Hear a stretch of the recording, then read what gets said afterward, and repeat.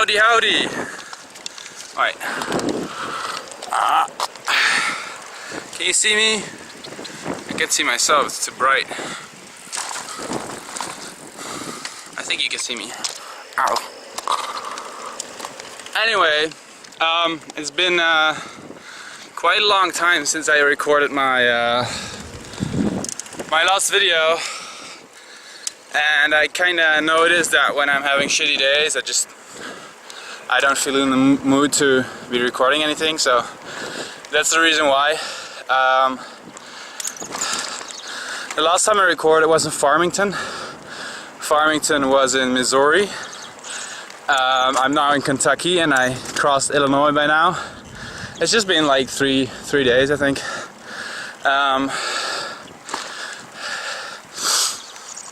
From Farmington I went to Murfreesboro,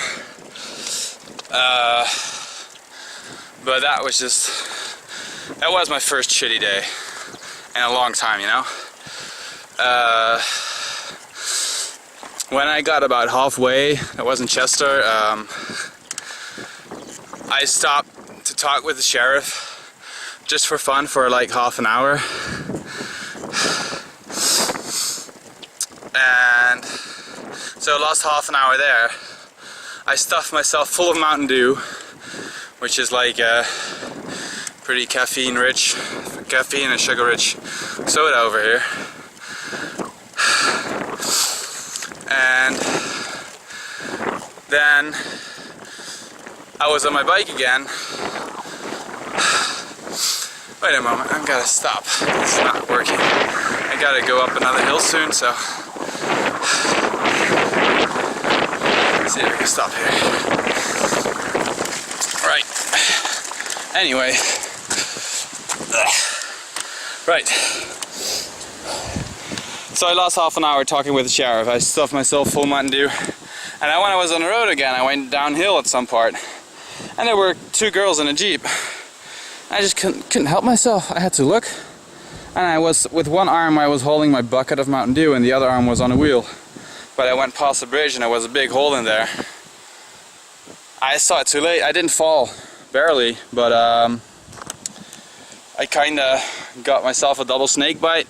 I don't know what it's called in English or in Dutch. I just call it a snake bite. It's when you puncture your inner tire or tube, kinda what you prefer, with your actual rim.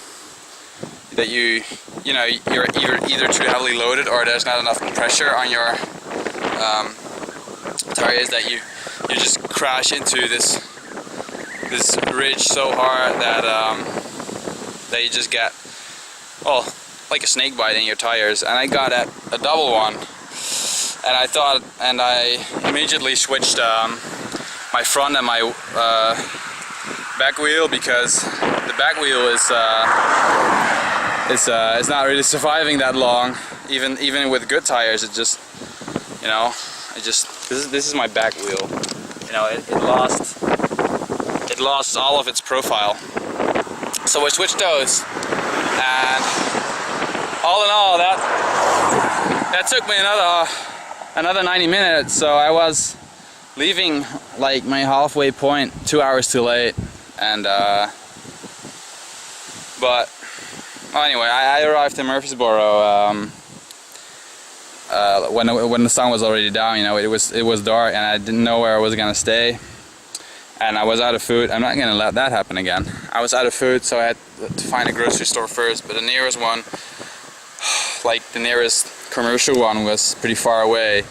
So I went to this really expensive, all good food kind of, you know, just like one of those healthy places where they have all organic and shit. So I went there, and then I asked where usually bikers stay, and I thought I was gonna stay at a city park, but apparently I was gonna stay at a state park, which is something different entirely, because for a state park, it's like a really it's a real campground, and they are not in the city.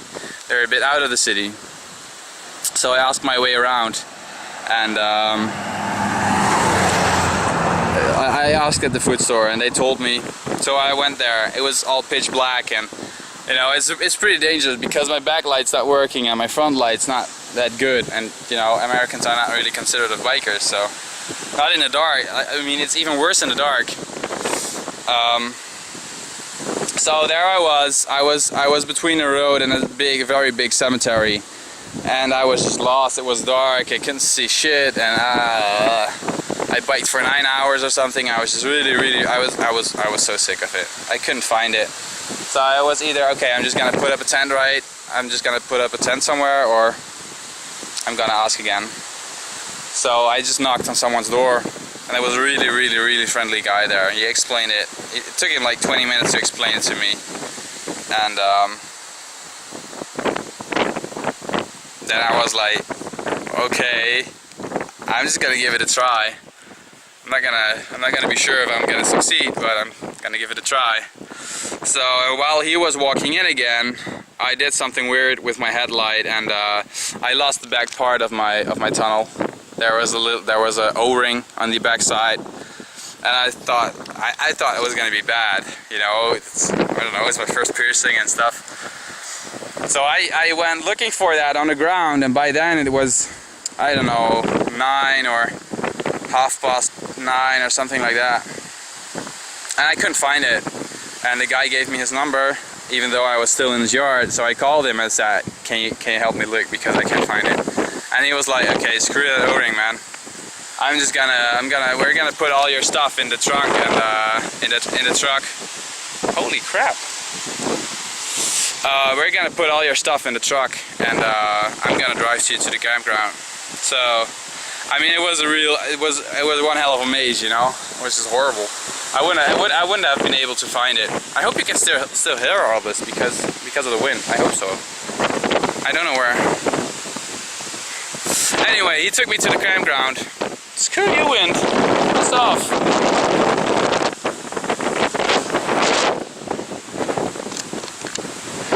It's like this the wind that you hear, and the storm that's like semi-storm that's coming over here is the tail of the Oklahoma tornado this year. It's a pretty big storm. Well, back there it is.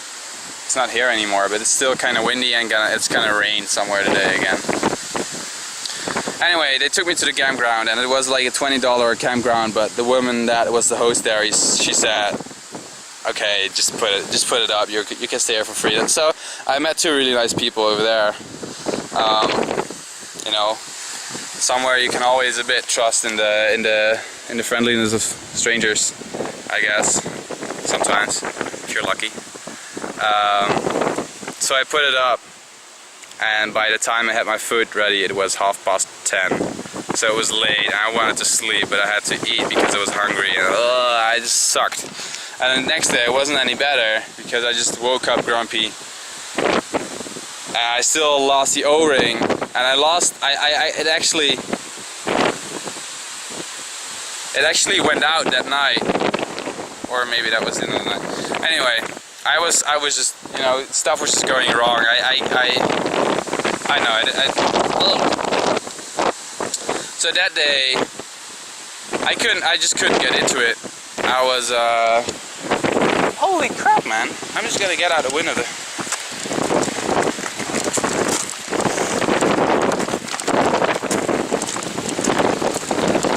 Piss off!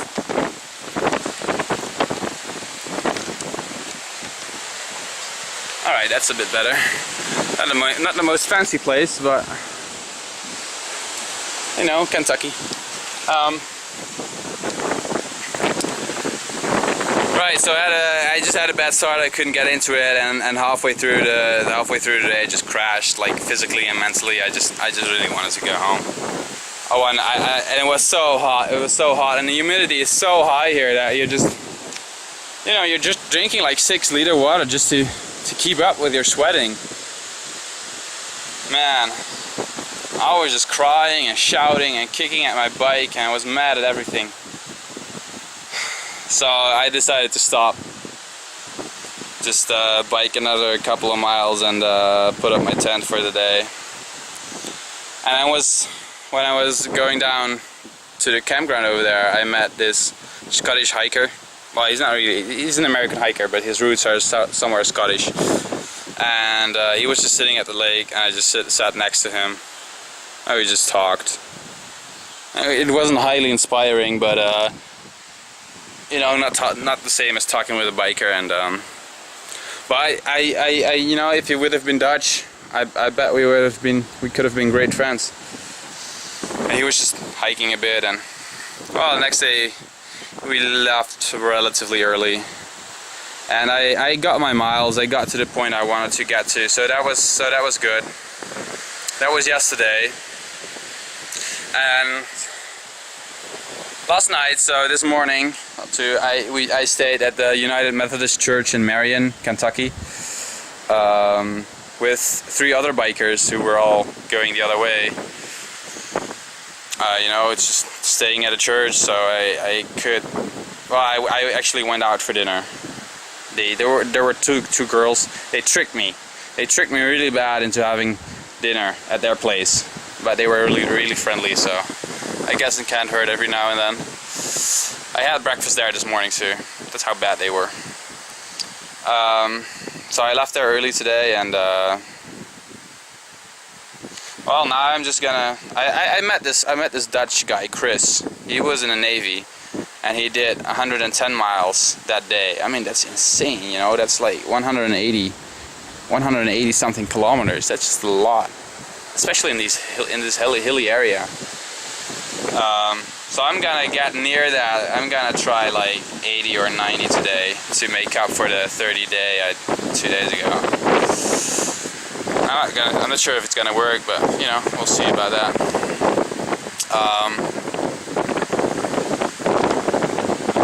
Well, you know, he just biked 12 days, and I just met another biker called Ed. And Ed has has been just biking for 12 days, so if they can do it in 12 days, I should be able to do it in 12 days, right? I should be. Oh, it's starting to rain, crap. You see, I shouldn't be recording so long. How long? I can't see how long. Okay.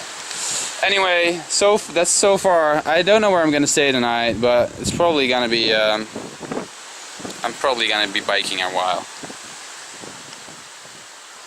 But I changed something, you know. I'm just getting up really early, going to bed really early, screw reading, and I'm gonna see if I can stay somewhere inside, you know, for free, just in a church, put up my sleeping mat and sleeping bag and stuff, because that just saves you so much time, just putting up the tent and cooking and all that crap.